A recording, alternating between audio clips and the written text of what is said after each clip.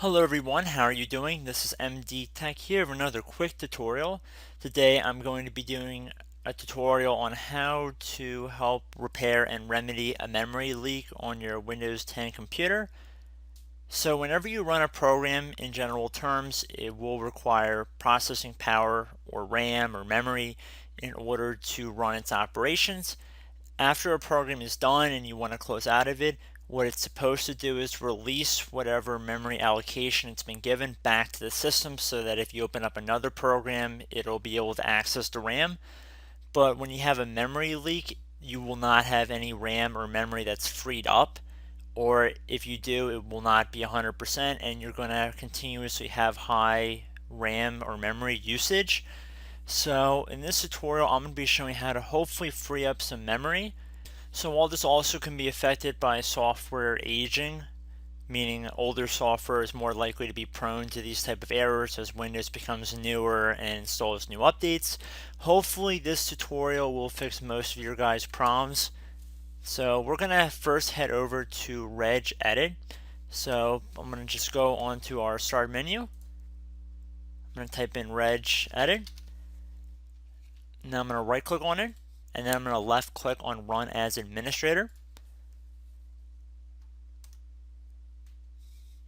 If you receive a user account control window, select yes. Okay, so once you are in the registry editor, what you want to do is click on the little drop down arrow next to H key local machine.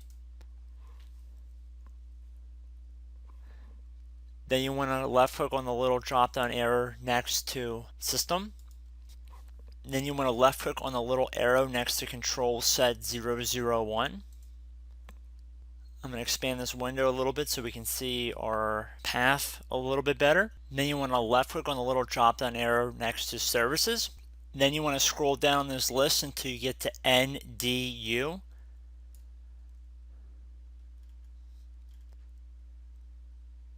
Right here. So once you're on NDU, on the right side here, we want to right click on the start entry. And then we want to left click on modify. With this window now open, you'll probably see the value data is set to 2. What you want to do is change it to 4. So backspace, highlight over it, whatever you want to do, and then just make sure it says 4 under value data. And then left click on OK. Now you can close out this window. If this method does not work for you, there is one other alternative that comes to mind in this instance, and that would be to head back over to our start menu. And we want to right click actually on the start button. Then we want to left click on run. We want to type services.msc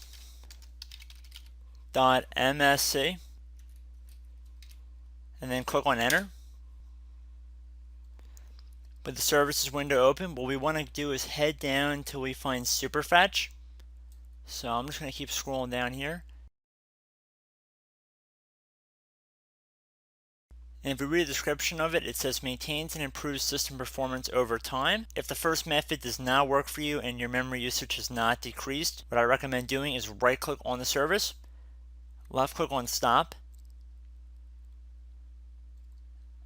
and then if we actually double click on it, and then we go underneath startup type, click on this little drop down arrow, or click anywhere on this box for that matter, and then left click on disabled, then do apply and OK. So it will not relaunch every time you open up your computer. At this point you close out, restart the computer. Same goes for the first method as well. Both methods I would highly recommend restarting your computer and then checking your memory usage. So hopefully with either one of these two methods will be successful for you guys.